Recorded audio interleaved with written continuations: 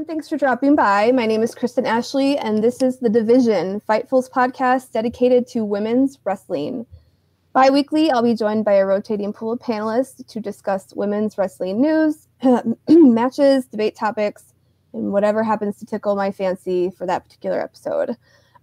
Today, for the second episode, I'm joined by two panelists once again. First, you know him from his recaps and predictions on Fightful and Fightful Select, everyone's podcast everywhere.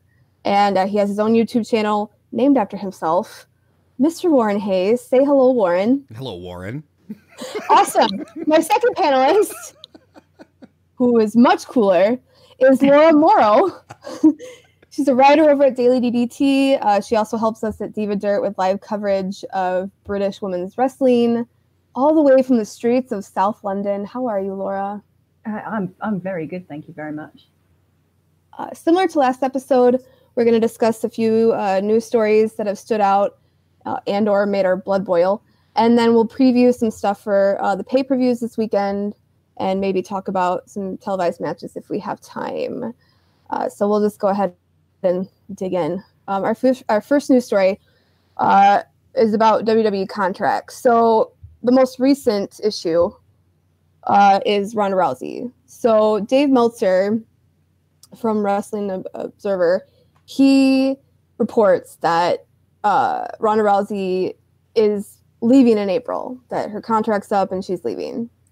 Ryan Satin says back in November, WWE, somebody that he knows in WWE has said, nope, that's not true. It's 2021.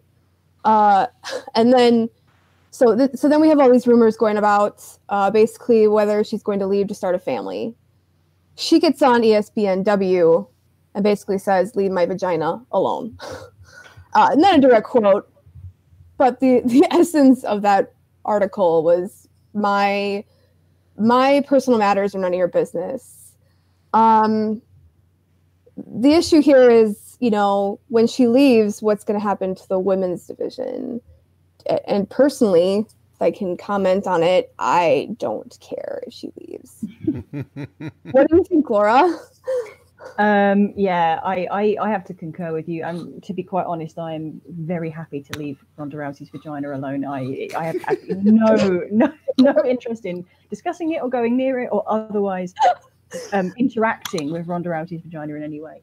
So just to put that out there, she's not really been there long enough. I know she's kind of come in and she's been like a little bit of a whirlwind, but I don't think she's been there long enough to make such a significant impact that we're going to miss her hugely when she's gone. I think is it going to be a bit like Brock Lesnar all over again, where she just kind of dips in and out, and she's not a significant part of the fabric of the women's division, really. She's not been there long enough. So no, I'm not overly upset about the idea of her going, to be honest.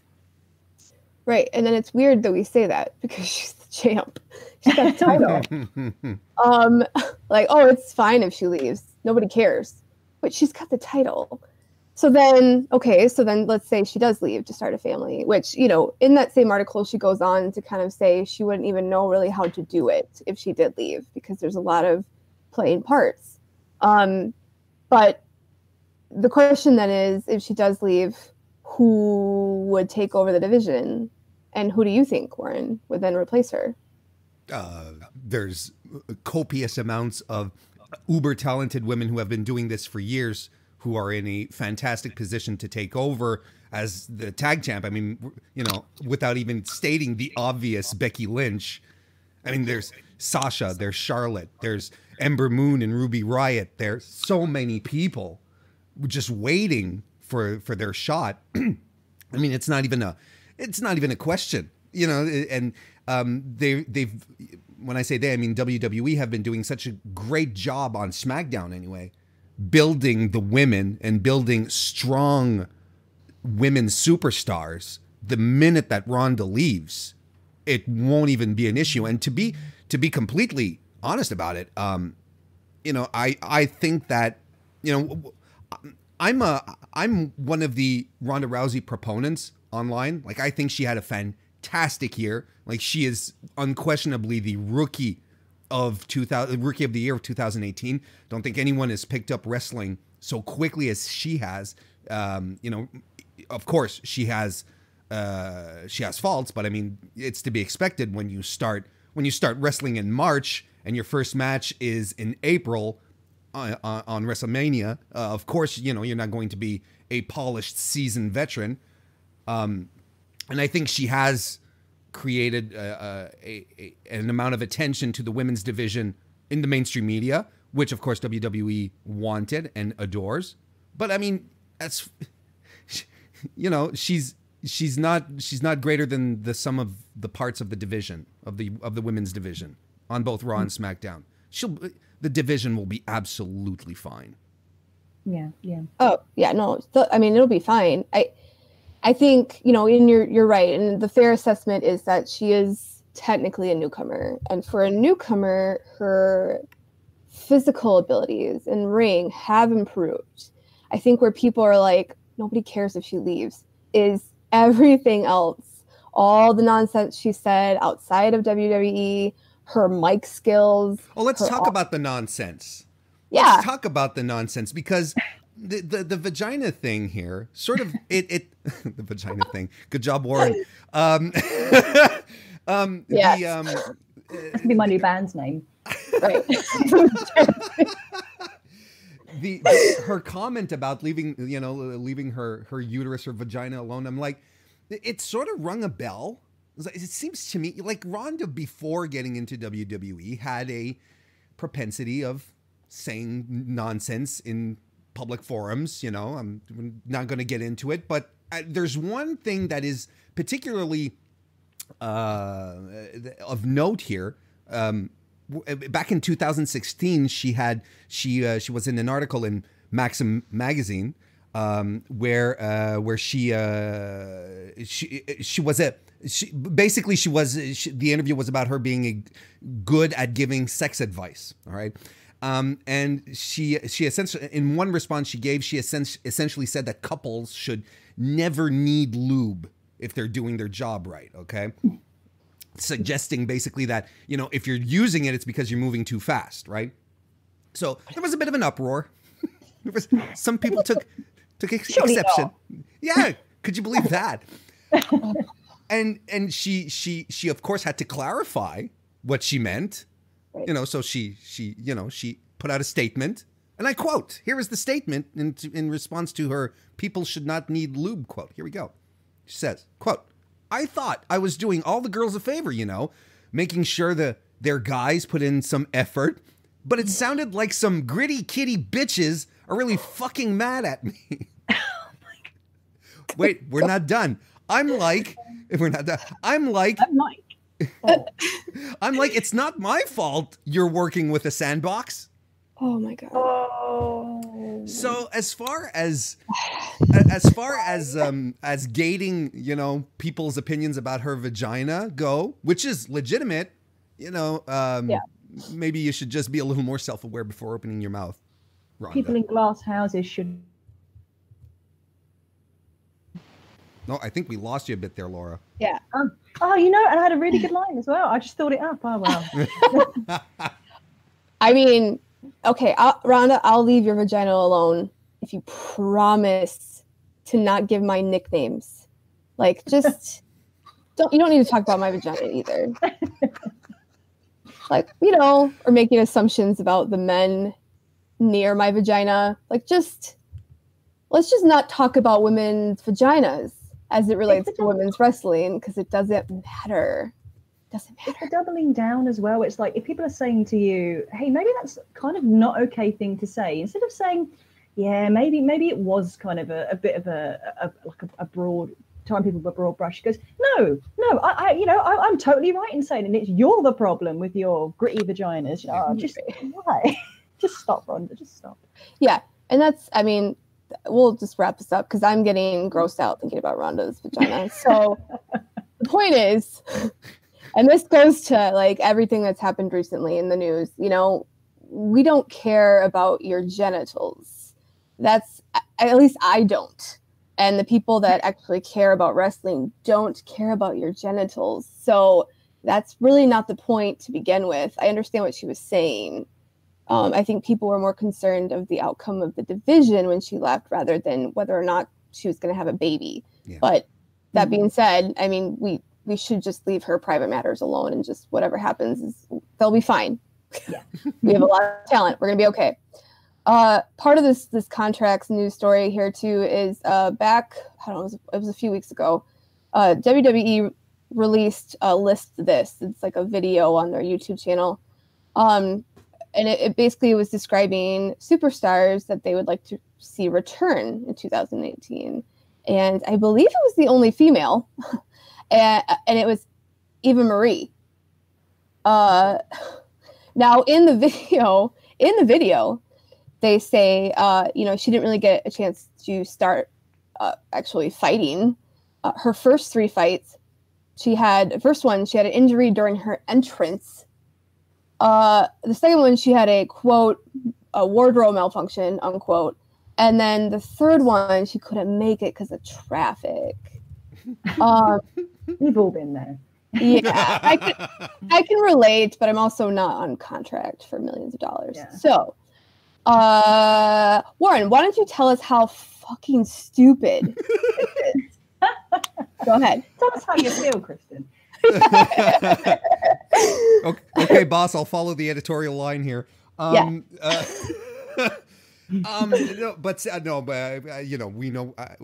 both know we have the same opinion on this. And I'm assuming Laura does as well. Look, Eva Marie she's terrible. She's just terrible. And the fact that she and this is, it's not. She's had her opportunity to fight outside of, the injury, which, there's still some question over whether it was a work or not.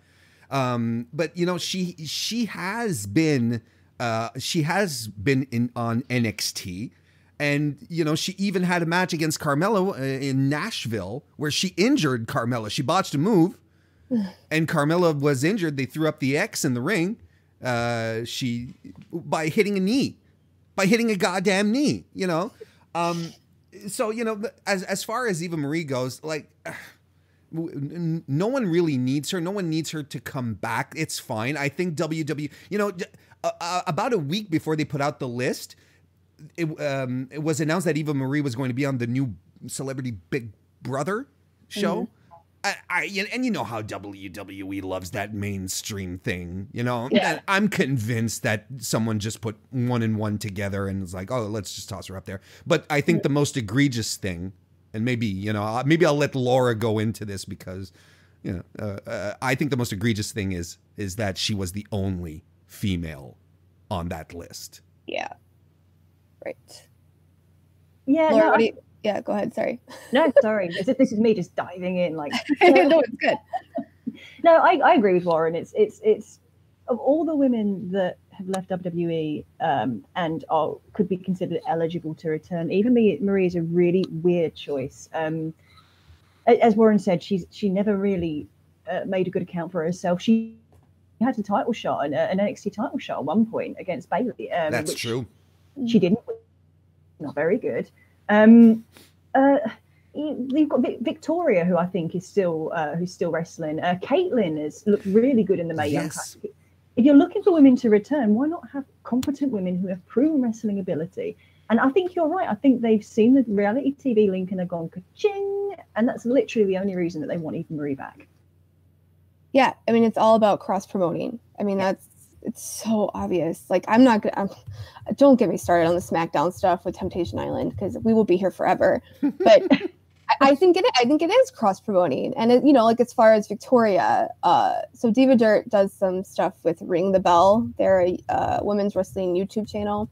They're excellent, and they recently did an interview with Lisa Marie, who is Victoria, and they asked her, like, do you plan on coming back? Because she is still doing stuff out there. Yeah. She's still in the indie circuit. And her kind of semi-bitter response was, that's not, I don't have a say in that.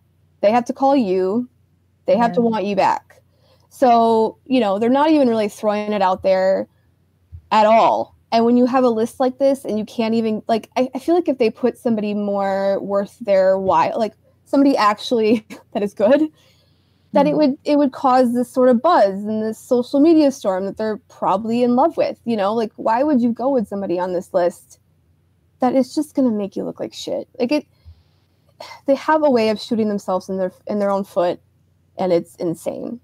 And then it begs the question, okay, so who do we really want back? So we've covered that. And then, do we need any more talent on this roster? Like, do either one of you think that we actually need any more talent? Like, I mean, the problem is there, and it's the same thing with the men's roster. There's so many really, really talented women that they're already underutilizing. Yeah. So, you know, bringing back people like Eva Marie, who really has no place on a roster that has wrestlers of the caliber of Asuka, Ember Moon, Ruby Riott, Naomi, who I think is one of the most underlooked women on the roster. Why bring more people up when you're not really using what you got, you know? Right. Warren, what do you think? Do we need any more talent? Oh God, no. I didn't think so. And we'll get into that further down the line with our third news story, and we can talk about that because that's going to probably take some time. So we'll go on to the next news story then. I think we've killed the first one. I think we've talked that enough. So Women of Wrestling WoW, it premiered 2 weeks ago on Access TV. The second episode was last night. So, you know, the first episode was really good, and it got I mean, WoW has done the right thing with press. They're really connecting with the press. I personally have emailed Access TV PR a ton. They're doing the right thing. They're really showcasing their talents. And the first episode did so well. It was awesome. It gave you a little preview of everything. The production value was really good. You know, there were a few annoyances, but that's just with every program. But the point was that it was really exciting. It's so exciting to have women's wrestling and there was no men in the division, just women's wrestling on TV and on a national level. And then last night,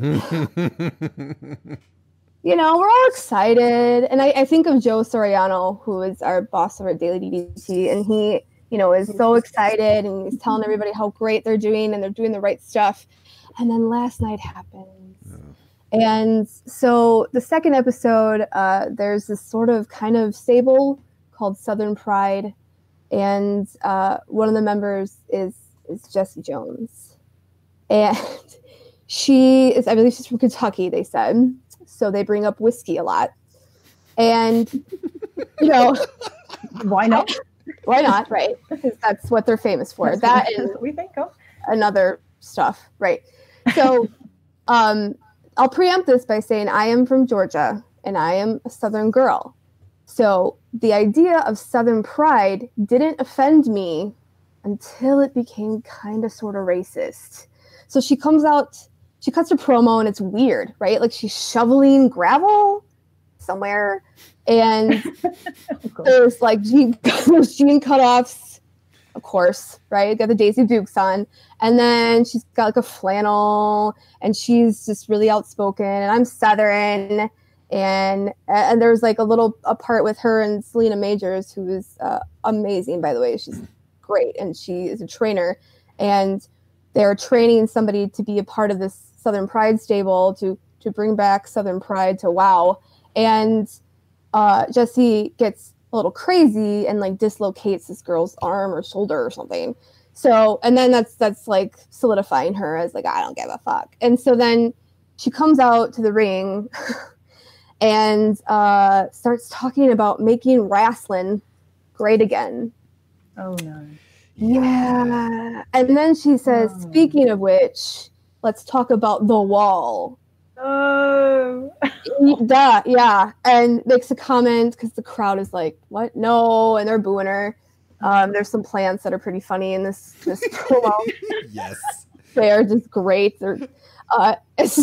She goes on about, you know, oh, well, you live probably all in gated communities. So, you know, you're just being hypocrites about a wall because you live in gated communities, because that's not what. And then And then her opponent was Azteca, who is Mexican. Oh no. To make it even better, Jessie Jones wins, and she wins clean. By submission. So, I got a screener of this before it actually aired, and BJ Mendelson, who has been on Warren's show before, with Laura, he had seen the screener as well, and he had emailed me prior to all this and said, can I write an op-ed on Southern Pride? And at the time I hadn't seen it. So I was like, let's just wait to see the reaction. Let's just wait. And then the second she opened her mouth, I was like, you have the go-ahead to make that a thing. Please write that op-ed piece and don't be kind about it, because my God. And this is where I, as somebody who is from the South, am totally offended, because it makes us all look like goddamn racists. And, me and Warren were watching it last night, and he even made a comment about, Confederate flags. Yeah. Wow. Okay. I understand that they're campy and they all have these very particular roles, but what? Yeah. I mean, there's a difference between being campy, which is kind of like because, even last night, let me back up a bit. I really liked the first episode of WoW last week. I thought it was fantastic. And the women work really they work a fantastic pace. They really, really do. All the matches are exciting. There's some great new faces, and the camp factor is there. I mean, you can't take the David McLean out of David McLean. You know what I mean? Yeah. And the camp is okay, with the, the Beverly Hills ladies, it's so, it's so cheesy and it's inoffensive and it's funny. But then when you start getting things with Jessie Jones, or even like Princess Aussie, there's an argument to be made for having the petite, blonde, fair-skinned lady surrounded by black tribesmen, who walk around her. And yeah, but they did a whole promo, explaining that she had been abandoned in the outback. Well, I might be exaggerating a bit, but she was raised by this tribe, and you're like, yeah, but you didn't have to do that, and the guys coming in native gear and with their didgeridoos, and they're during the promo they're spear fishing. Oh, Jesus Christ. Yeah.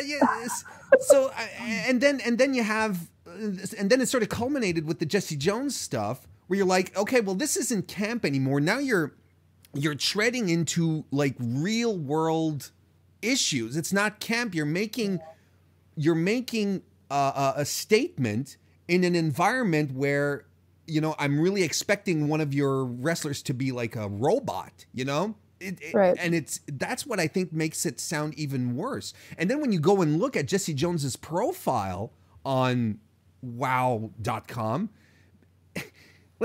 her signature moves are called the gun rack, the Second Amendment, the bourbon shot, which I think is funny. She likes guns, trucks, country music. She likes the name Jack.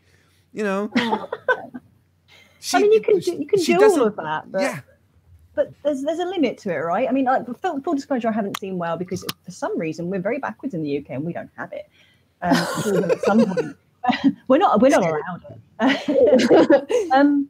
But it sounds kind of like so when you get that guy who tells a really off-color joke and everyone says, "Dude, that's not okay," and he goes, "But it's just a joke." Yeah. It sounds like it's treading those same lines, so they can play on the fact that this is campy and everyone is over the top and it's clearly meant for fun, right? So we can lampoon this, except for the fact that it isn't lampooning it, because this is a real thing. This is something that's really happening. This is a real problem. We're not sufficiently removed from it to be able to joke about it yet. It's kind of like the too soon jokes. Yeah. It's just and this stuff always intrigues me from a British point of view, because Lacey Evans.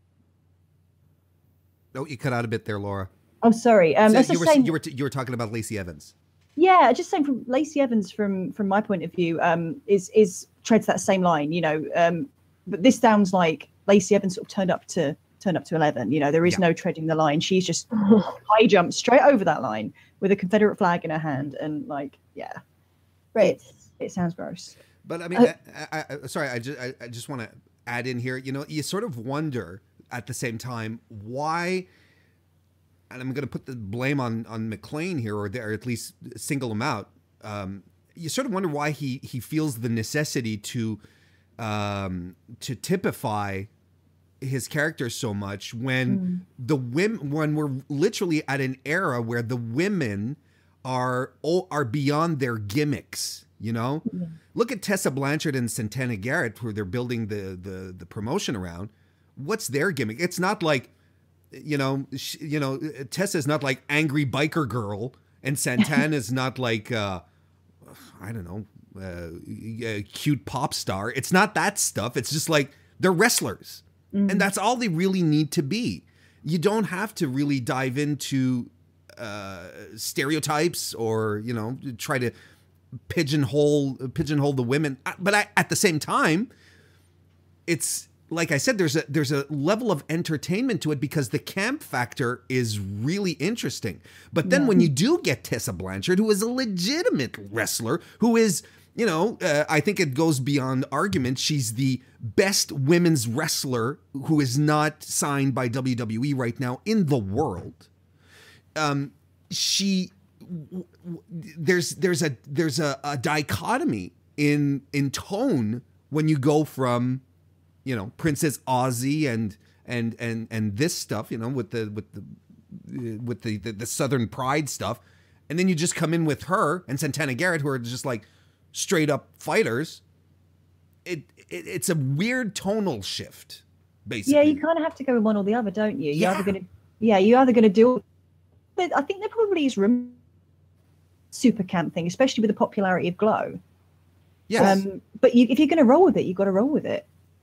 I agree. Well, and I think so. The point, we had I got a chance to take part in that WoW conference call, and let me tell you, David McLean likes to talk. I can. He likes to talk. I can relate, though. Yeah, you can relate. You are a David McLean in the making, sir. So in this call, he's talking about how, they want to refocus less on camp and more on athleticism. And so they're on a national stage with this new deal. So of course they're going to bring in people that we all recognize, right? They're going to bring in Tessa Blanchard. They're going to bring in Kiera Hogan because we recognize those names. Technically Tessa Blanchard does have a gimmick. Technically she's a diamond, right? She's a diamond. Santana Garrett was part of WoW stables where she did have gimmicks, where it was sort of like American Gladiator, kind of what it looked like. That's true.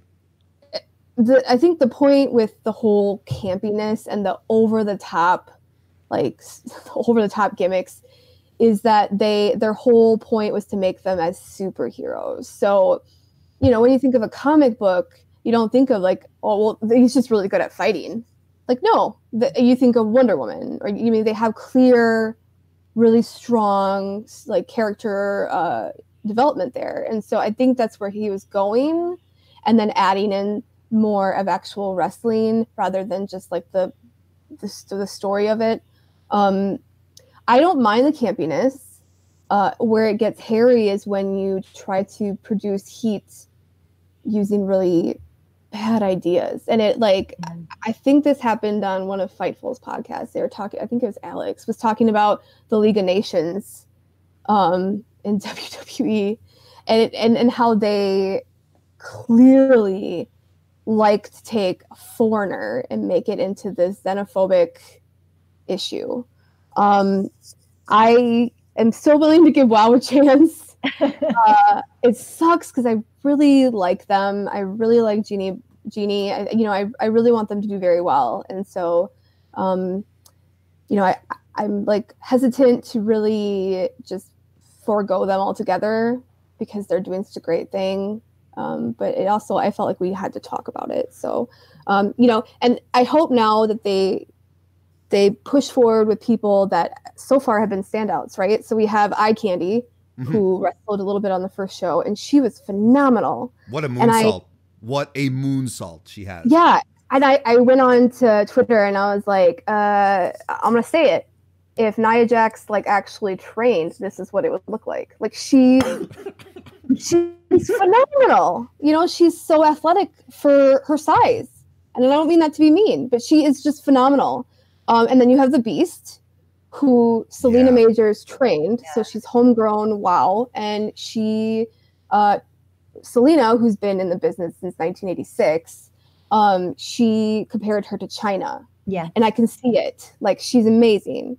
And then you also have, like, the governor's daughter, Abilene Maverick, Barbie Hayden, who has been wrestling forever with Tessa. She did the first ever televised women's wrestling match in China. Like, she's some real talent. And so, and she also builds that heat. She's got that blonde, like, I'm from Texas and I've got money. I hope going forward that they just push those standouts because, man, like, we don't need your fake heat. We don't. And it's important to remember, too, that this was filmed, I think, like over a year ago, right? Oh, wow. Okay. Yeah. So it's sort of like premonition in a way. He also built his campaign around this bullshit. So, you know, it's also like they knew it was going to happen. They knew it was going to be a big deal. And there's also this thing called editing.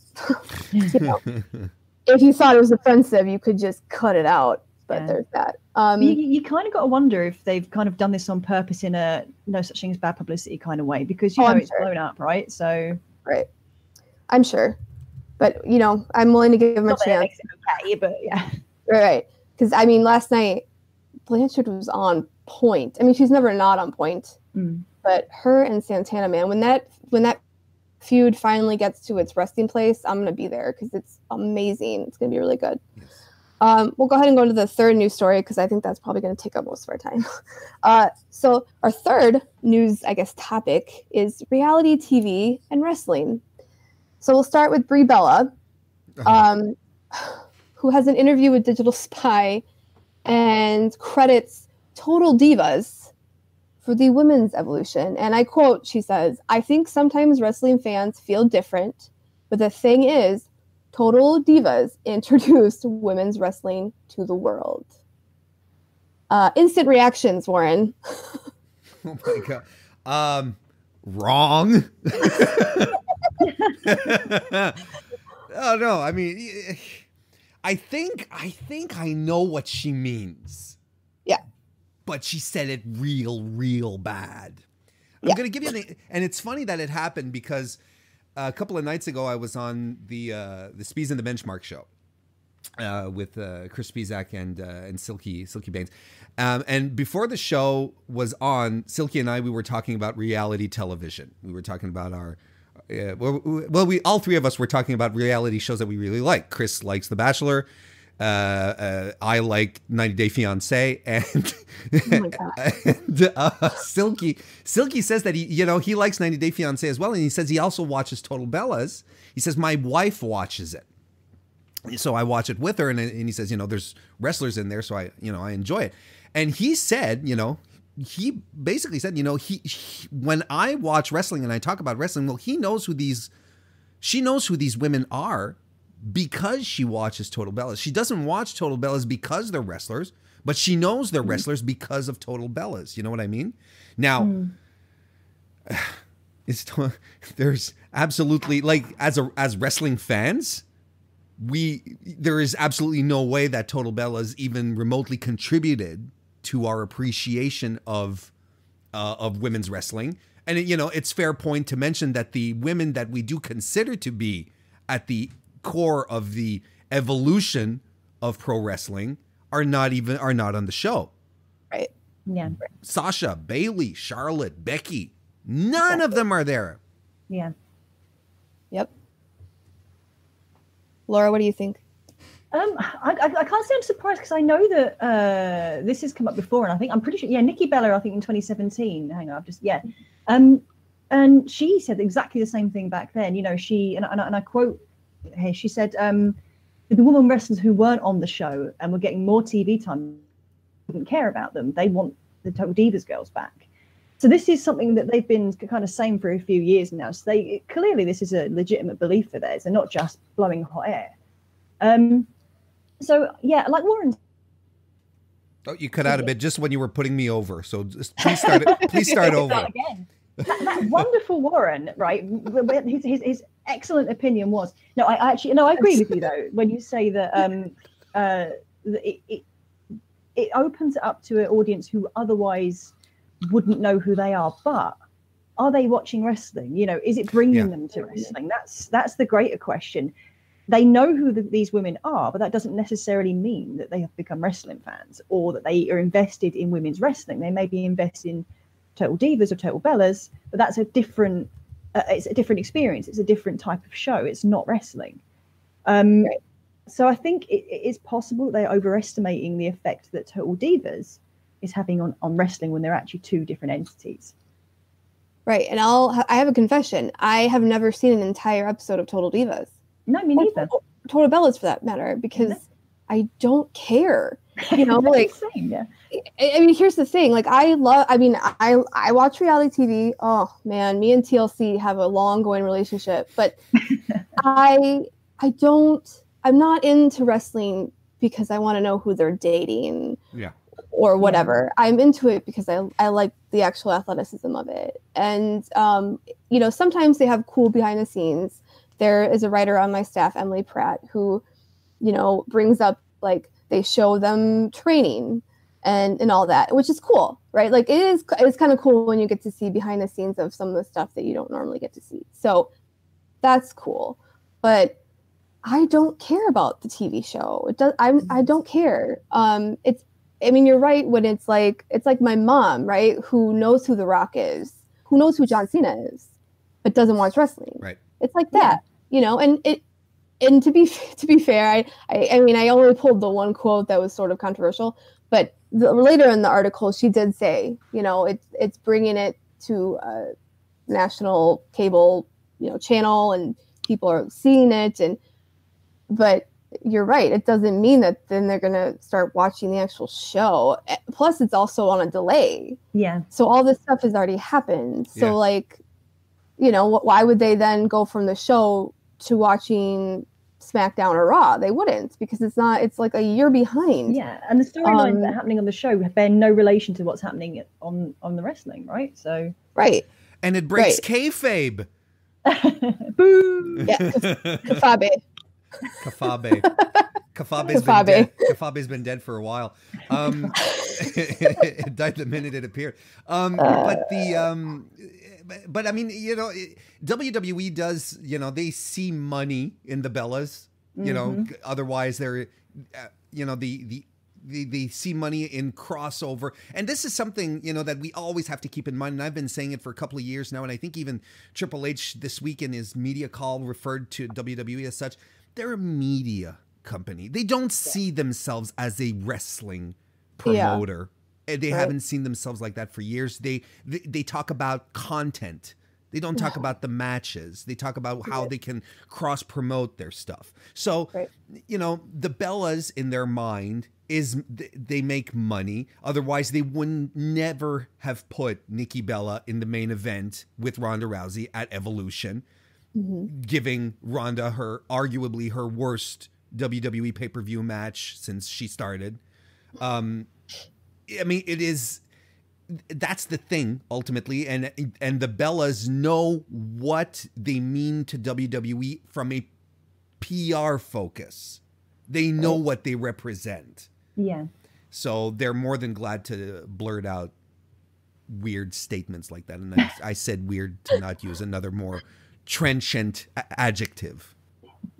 And I want to add, as just my own little editorial, that you know, with the whole diva thing, and people were giving the Bellas crap because, you know, they had no influence on the division. That's not true. Like, Nikki and Brie have been a very important part of the division. And I really like Brie. I have a Brie mode shirt. Her entrance theme is like my favorite.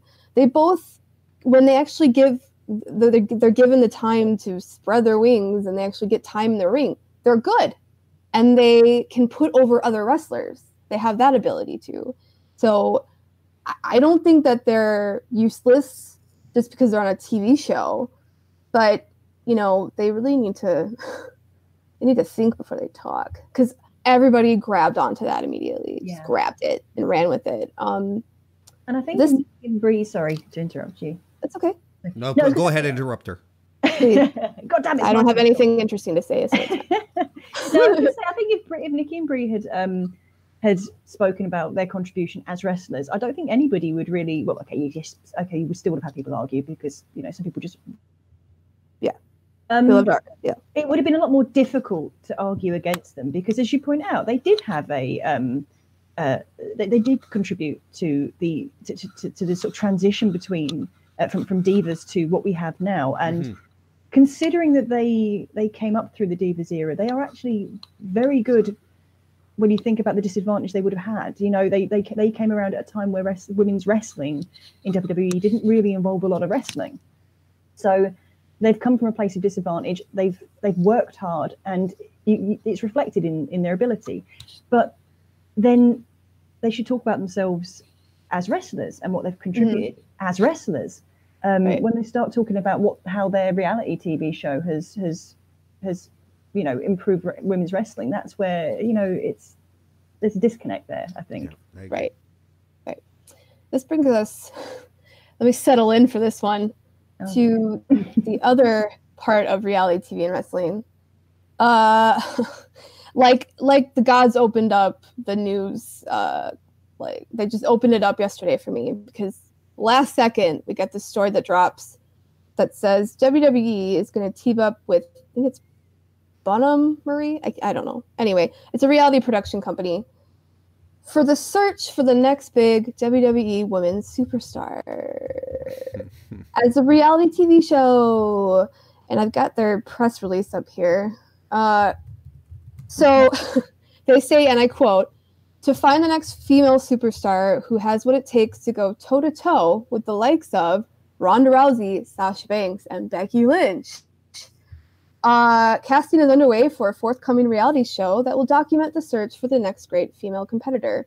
Okay, so obviously they're going to pick the 3 best women wrestlers for that little press release, but all 3 of those women, they were in at least fighting, like combat sports for years. They did not come up through a television show.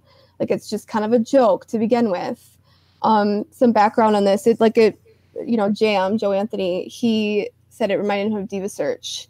And I thought, oh my God, it does. So Diva Search, some background, it's 2003 to 2007. They came back for like a year in 2013. And that's when like Maria Kanellis, like the Bella Twins started to come around Diva Search time. And then they tried to come back in 2015, and then it never picked up steam.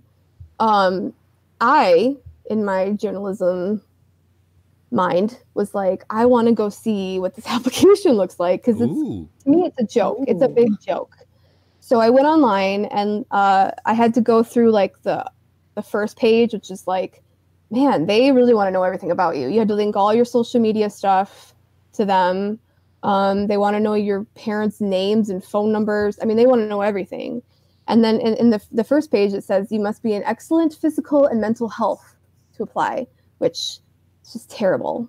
First off, since when did you need good mental health to wrestle? I mean, that's apparent, right? But besides that, so then the second page is questions, and that's really what I wanted to get to. I wanted to get to the questions. So I get to it. I screenshot all gazillion of them. There's 56 questions. They're like short answers, so there's little boxes, you type them in. And I did a tally because I was interested to see. And some of it's real generic stuff that you might even find like on a job application, like what are your goals? And if you had 3 wishes, what would they be? And then it gets to like odd questions, you know.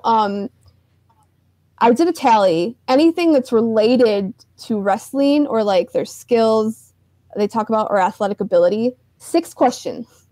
6 out of 56. Okay. So you're going to be the next female superstar in a wrestling company, but we only want to know about 6 different, 6 questions as far as athletic ability goes. There's 4 drugs and alcohol questions. one of which I put on Twitter last night. It basically asked, I don't know the exact wording. It basically asked, could you go without drugs for a few months? While we filmed this. Not are you clean? Right, not are you clean? Not could you if you start snorting coke as soon as you're done with this, but just for a little while. Right. Yeah, we don't care if you do drugs after, and we don't care if you do drugs before. It's not those few months. Filming with us. Right. 4 of those, and then 6 questions. The same number as the wrestling questions on either domestic violence, restraining orders, or something like that. Oh, wow. Wow. And it was weird because usually they're grouped together, but it was like there was a couple domestic violence, and then does anybody have a restraining order against you? And then it picked up again at the bottom, like they had an afterthought, like, oh, by the way, 6. And I mean, I can understand, like, right from an insurance point of view, because if you think of companies insurancing, I mean, they have to have liability insurance. So, there's got to be some sort of background check. There's got to be, like, that's why they're asking you if you do drugs, because, I mean, there's accidents that happen and they have to be able to insure. I get that. But 6 questions? Like, I mean, they're going to vet the shit out of whoever applies for this, basically. Yeah. What do you think about the fact that there's only 6 wrestling questions, Laura? That's really concerning that out of 56 questions, 6 are about wrestling when this is supposed to be women's. I know it's say women's superstar. I know superstar's their jargon, but like superstar does imply that wrestling, is part of it, but it's not a major concern. The problem that I have with this is that they're not doing it for the men, and that says a lot to me. Like they're not looking for WWE's next big men's superstar. They're only doing this for women, and that says a lot of things without saying it to me.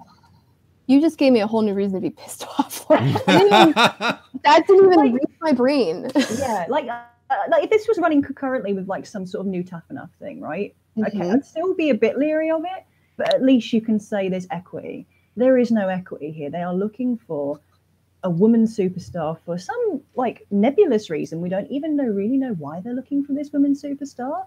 They've got a whole roster of brilliant talent. They've got a whole roster of up-and-coming new talent. They've mostly poached from the indies that are ready-made wrestling stars right there. Why is this necessary? What is it they're looking for? It's and in an environment, like with the recent things they've been doing, that Alexa Bliss segment, the Naomi and Mandy Rose storyline, I'm putting a lot of pieces together here, and I'm not really liking what it's implying. That's a super good point, Laura, because there's a lot of us that have been picking up on these cues, and it's like, walking into Alexa Bliss topless, okay, we've seen this before, and this is kind of, it's kind of, it feels a little regressive in that in that way. But what's even more mind-boggling to me is there are wrestling talents being developed everywhere in the world right now. There is nothing but fantastic women's talent that WWE are gobbling up regardless. And they're currently sitting on so many talented women. Right. They don't know what to do with them. And I'm not even talking just on main roster, where we've all been clamoring for better roles for Ember Moon and Ruby Riott, and demanding that they let Peyton Royce wrestle. Just in NXT, there's Dakota Kai, Candice LeRae, Deonna Purrazzo, Mia Yim, Io Shirai, and then in NXT UK, I mean, then you have Nina Samuels, you have Ginny, Toni Storm, Rhea Ripley. Why do they feel like they have to have a contest to find new talent, new superstars, when they're sitting on them? They're already paying the money. Warren is very upset. And justifiably so. I mean, all they've got to do is watch you know, watch an episode of Eve or something, you know, and you can see if you want more people, go and pluck them. You know, that's what they're doing anyway. Well, yeah, they've got Millie McKenzie, they've got Charlie Morgan they've got Lana Austin on these kind of like so temporary contracts. Take them, make something of them. Why do you need this? Chelsea Green. Yeah, you're totally right, Warren. You know, this is the most redundant superstar search. They've got superstars. They've got them by the truckload. They don't need this. And I mean, the comparisons. Sorry, go ahead. Oh, it seems like a weird move because you open up performance centers internationally. Yes. Mm-hmm. And then, okay, so that's what you need, right? And that's awesome. Cool. I mean, it also, there's the argument, we've heard arguments about all, you know, that it's globalization and they're eating up all the talent and then they're signing contracts. There's all that. But at least they're focusing on wrestling and not a reality TV show. Exactly. And I mean, there's different ways to do it. Like, you know, I do want to have a moment where I can be like a bit of a devil's advocate, even though I think the idea isn't bad, especially if it's promoted as a kind of a tough enough competition, right? If it's just like, you know, original Diva Search 2.0, then, you know, we're in for, you know, our eyes are going to bleed. But if it's something really more based around the competition about, you know, training and stuff like that, well, there might be something interesting to it. As opposed to just being, you know, oh, let's all live in a house and whoever has the most fun. This week's challenge, whoever has the funniest quips will now be eliminated. Whoever looks the best in a wet t-shirt. Exactly. Yeah. I'm going to be leery of it until they have a concurrent men's series. You know, if they're running a men's series alongside, then I will give it a chance. Until they do that, I'm going to call bullshit on it. And you know, the comparisons to the Diva Search, in my opinion, are a little too preemptive because we don't know exactly what they want to do with the show. You know, the questions that they're asking, they feel like typical Hollywood, covering my ass questions. You know, even though they're a little egregious and, you know, there's stuff I would never answer myself. I'm like, you won't know, never mind. You know, I don't want to get into this, but. You know, like you said, Kristen, when you brought the topic in, you know, the Diva Search did give us Maria Kanellis, Maurice, the Bellas, and you know, Michelle McCool, Layla. I mean, it's not the complete waste that people seem to have an opinion about. The first installment of the Diva Search, where it was Christy Hemme who won, that was a complete train wreck. Yeah. But, you know, they sort of refined the concept with every iteration. And we did end up with mainstays, with women who did make a mark and who did develop a passion for the business and are still around. So, I mean... You're right. But I think one thing, none of them are known for their wrestling ability. And I feel like that's where we are moving into, as like women's wrestling is moving into an era where we are recognizing women as wrestlers. And I worry that if we regress back to that stage where women are personalities, or Maurice is amazing, I love her, but she's a manager. You know, Maria Kanellis, I love her, but she's also a manager. You know, I think entering a period of revolution or evolution or whatever you want to call it, then we need to be progressing that. And maybe it comes through this Diva Search or Superstar Search is a wrestler, not a personality. If that makes sense. Yeah, and you know, there's also the argument, which is fair, that it could be more like Tough Enough, which Tough Enough was great. We got a lot of good stuff from Tough Enough. We got Velveteen Dream out of Tough Enough. Yeah. The Dream has no memory of that though.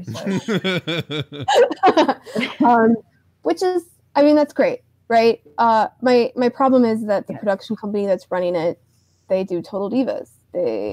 I'm pretty sure they're the one that did Real World.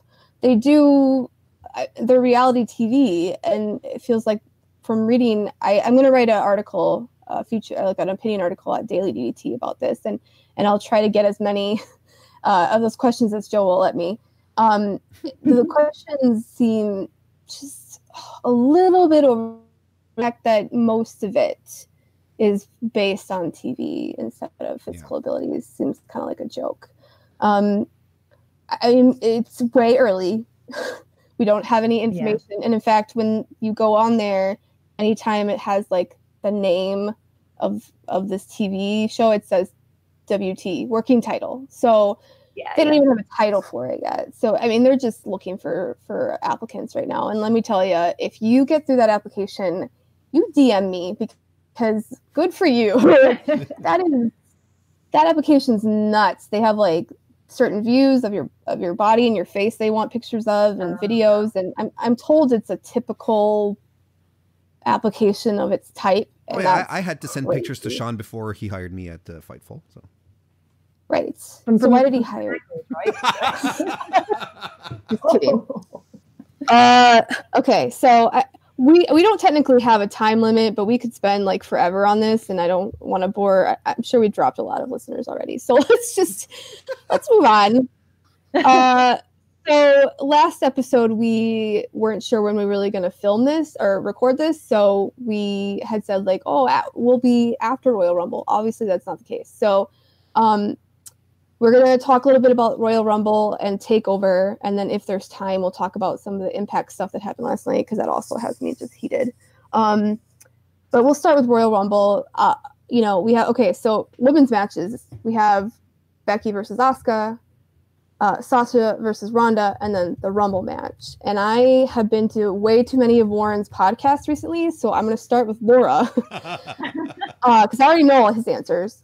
Laura, I want to know your winner, any surprises you think is going to come in, and then the Iron Woman. So who's gonna be in there the longest? Right. Okay. Who's going to be in there?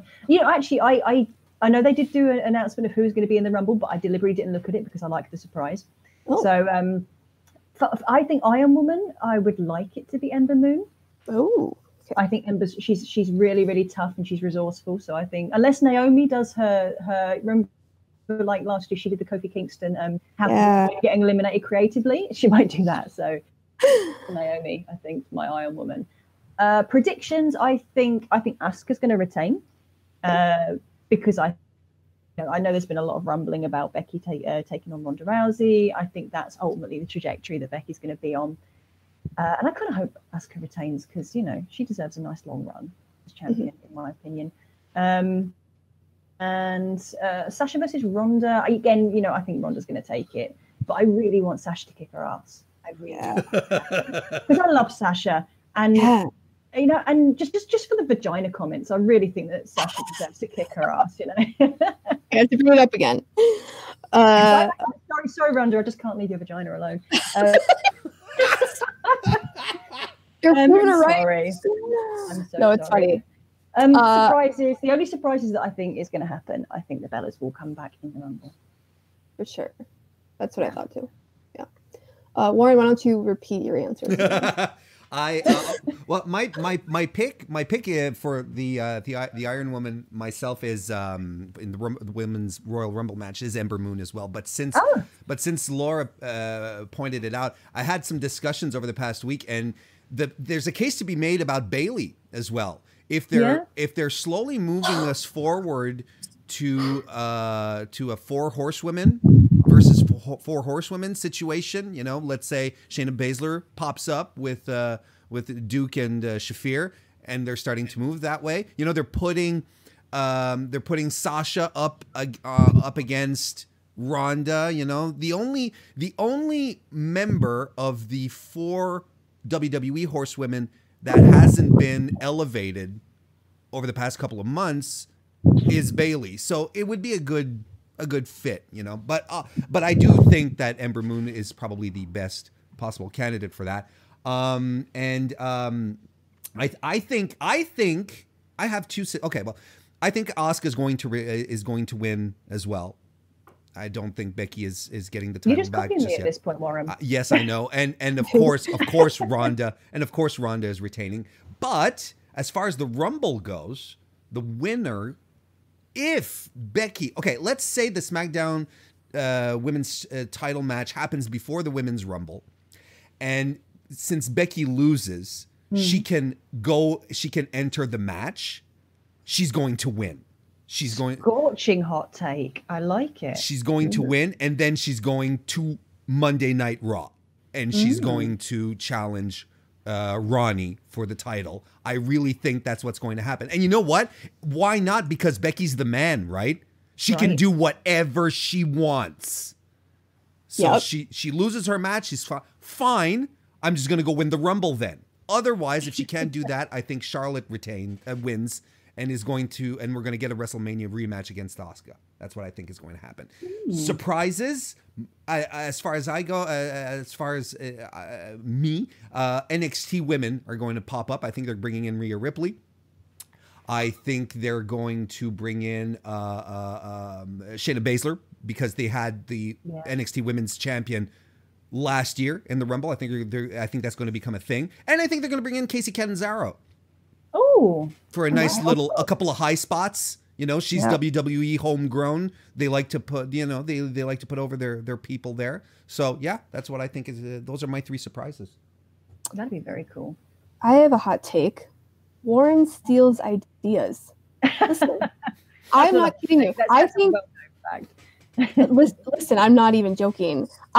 He thought Ember Moon was going to be the Iron Woman, and then I told him, "Did you record my conversation with you?" I literally told him, "No, it's going to be Bayley," and that was my reasoning. It's like he wrote it down or something. He stole it. Anyway, I did say that I had discussions, and there's a case. I just wanted to open up the discussion because my basic idea is Ember Moon. I mean, I could have said Ember Moon too and make it a really boring show, Kristen, if you wanted, with just everyone saying the same thing. I just wanted to know that that's not his original thought. That was my thought. I'm the good one. I do think it's Bayley. Why wouldn't it be Bayley?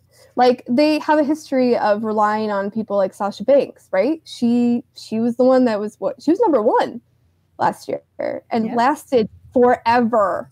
And they do the same thing with Becky Lynch. Becky Lynch, I think she's at number 2 last year. She lasts forever. They rely on their 4 horsewomen because they have the talent and the ability to help others wrestle better. And they have, just the basic athleticism to fight that long. I think it's going to be Bayley. And yes, that was my point, was that they have suddenly pushed now Sasha. They've always pushed Charlotte, and now Becky's pushed herself. And what's left? Well, Bayley. Yeah. So why not give her the platform? I wouldn't be surprised if they swerved us and they actually let Bayley win this thing. Why not give her that push? Winner, I mean, I have who I'd like to win, but I think realistically it's probably going to be Charlotte, which I'm okay with. Like, Charlotte's new thing, kind of like, at first I was annoyed by it, and now I kind of like it. Like, she comes out looking all evil, like wicked, and I love it, with a black lipstick, and she just kind of like side glances the women, and like, she just acts better than everybody, and I dig it. Like, I really like it. And her excels as a heel, I think. Yeah. And it's reflected in her in-ring work as well. Like, she it's more strength based now. It's more power moves, and I think it suits her better as well. Yeah, I agree. Yeah, go ahead. No, I was literally just about to repeat myself, so it's fine. It's like they let her go crazy on Becky, and then she just got addicted to being crazy, and now she's like, literally, when she comes out, and she looks like she's lost her marbles, and I love it. Like, I just love that Charlotte. She does it so well. Surprises, there's gonna be some legends. I mean, that's just typical. I'd like to see Rhea Ripley because she's brutal. Yeah. And I just dig it. Either, I don't think both, because I think it would be overkill, but either Baszler or Bianca is going to show up. Yeah. I would like to see Toni Storm too, as well as Rhea Ripley, just because I'm like suddenly super in to NXT UK. I hope they bring some of those women in. Yeah.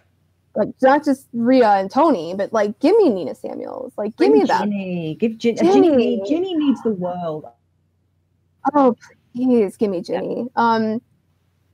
NXT, I would bet Kairi Sane probably shows up because she's got a lot of mass appeal.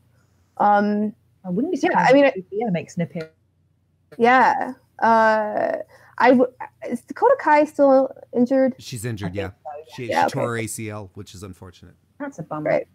But they have a chance to, I mean, they want to give the champs the ring time, but they have the opportunity to bring in talent that we don't see on a weekly basis on the NXTs. Like, let's bring them in, because that'd be cool. Because NXT UK, man, I mean, they're getting a little bit better about it, but they usually just give, usually the only women's match, Tony or Ripley. So let some other women come in, give them a little bit of time. Like, I would probably die of happiness if Charlie Morgan showed up. Like, are you kidding? I would swear, right? I would die. I'm gonna be watching like 3 Yeah. And if Charlie Morgan shows up, every person in my neighborhood is going to be awake at that time, because I will just raise the roof. Right. Exactly. And I so for Becky versus Asuka, I would like Becky to win, but I don't think they're going to give it to her, because I think they want to forward other storylines. I think they're going to give it to Asuka, and I'm okay with it, because Asuka's new, like, shouting angrily in Japanese, like, I just dig it. It's like they told everybody, just go crazy. Just go out there and act like an insane person, and it works. Sasha versus Ronda. Yeah, that's like, go figure, right? Just let them go out and act like wrestlers, and they're getting over. Go figure. Right, yeah. Sasha versus Ronda. Okay, so I'm a self-proclaimed member of the Sasha Stan Army, and I remind Sean Ross Sapp of it every time he brings her up, because and he's also an ally of that Stan Army, because he lets me push that kind of stuff. I love her, and I don't want to hear Warren's takes on her, because he's got some terrible takes on her, but I wish they'd give it to her. Yeah. Because, like, cocky Sasha makes my existence worth it. And I'm so tired of them giving the mic to Ronda. Realistically, please don't do that anymore. Yeah, I know, right? Realistically, they're gonna. No, it's definitely gonna be Ronda. Yeah. It's just like that's fine.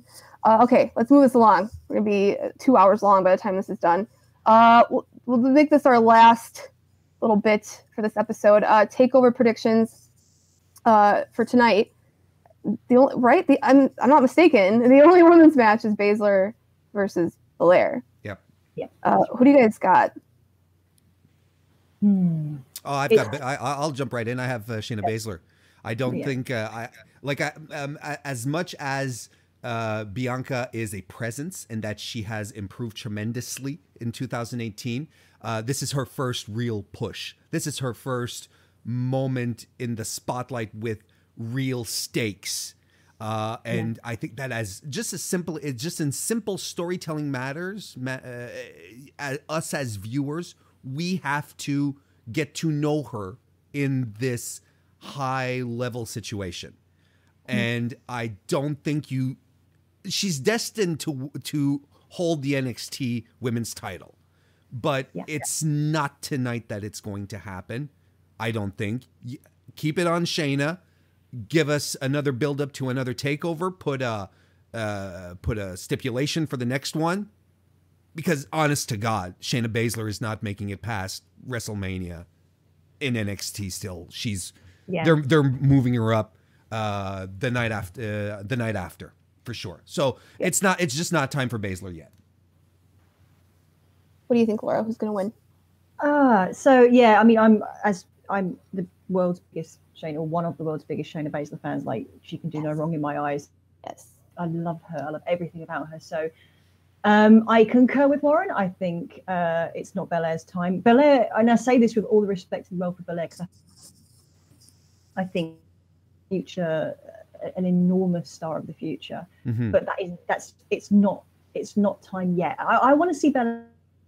I want to see Belair knocked for confidence that a little bit to make her fight harder, because I think with adversity, I love that she's undefeated. I love that, but I think she needs a little bit of adversity so that we can relate to her that a little bit more. Good point. And I think the chase is going to make it a beautiful thing when she finally does get it, because she will get it. You know, it's inevitable that she's an NXT champion of the future. But I think there needs to be a bit of chase first. Right. And I apologize if anybody can hear the police sirens going on outside. What have you done, Kristen? I'm sorry. Okay. Dude, I'm not gonna tell everybody what I did. It was what to do with Ronda Rousey's vagina, wasn't it? Yeah. She called the cops on us. Yeah, I think when NXT makes their women chase after something they really want, that the audience can really dig their teeth into that. So I think the chaser. I think that was a good argument with being the chaser, that they need to be a strong chaser. As far as Baszler, I am a huge fan of Baszler too. I am in love with Shayna Baszler. Like, I'm literally in love with you, Shayna. If you happen to be listening to this ever in your life, please find a way to get a hold of me. Cool. I love her. She doesn't have the normal look. No. She is just a natural badass. She's natural on the mic. She makes the other 4 horsewomen of MMA look better. She is amazing. And I think she's going to retain. And I honestly, I'm a little hesitant on it because Belair, anytime Belair opens her mouth, it's a pop. The audience loves her. She can say nothing. And she's just amazing. She has all the charisma in the world, and she's very talented. And I'm very scared of her hair.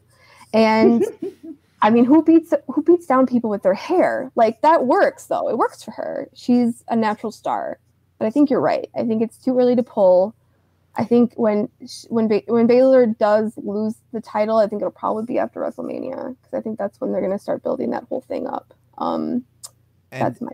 And one thing that bears mentioning as well, right up until this moment, like this match, Bianca Belair has always been booked as a heel as well. That's true. Yeah. You know, despite the fact that she gets the natural pop reactions that Full Sail gives to whoever they like, regardless of whether they're a heel or a babyface. She has been booked as a heel throughout the entirety of her NXT career. So, yeah, it would serve her to be. It would serve her well, like Laura said, for her to have the chase, to get for us to be sympathetic towards her more than just like, oh, she's a badass and we really like her. Yeah, we need to establish her as someone that we relating is the wrong word, but somebody that we want to win in not just as in a defiant way, but as a, you have my heart back. Yeah. And honestly, with Ember Moon, Exactly. Right, yeah. And she can do that. She can absolutely do that. Right. And anytime Baszler had a feud with anyone, you just that automatically made the other person like that much more likable. So like Ember Moon or Kairi Sane. Like, you just they became even better because of Baszler. Like, the comparison was just great. And I think Shayna Baszler is like the next Joe Samoa. Like, I know Samoa Joe. I agree. I mean, that's terrible to say. It's terrible to say on a women's wrestling podcast that she's the next Samoa Joe, but she's just phenomenal, and she's got some. I've said all along. Yeah. Suzuki with a ponytail, and that's there's right. Okay, so I think. Sorry, Laura, you keep cutting out, and then I talk over you. I'm sorry. That's all right. I think we've probably put our listeners through enough torture. Go ahead and wrap it up. Why don't you tell people what's going on in your life, Warren? What's next? If you're listening to this on Saturday, on launch day of the podcast, well, we assume that it's going to be launched on Saturday. I think Sean is going to probably toss this out. I'm going to be joining Sean and Alex at the after NXT Takeover for the post show. And as always, you can find me on my YouTube account, where I do all sorts of WWE discussions and recaps and stuff like that. It's at youtube.com/Mr. Warren Hayes, or you can follow me on Twitter at Mr. Warren Hayes. Thanks. Laura, what's going on with you?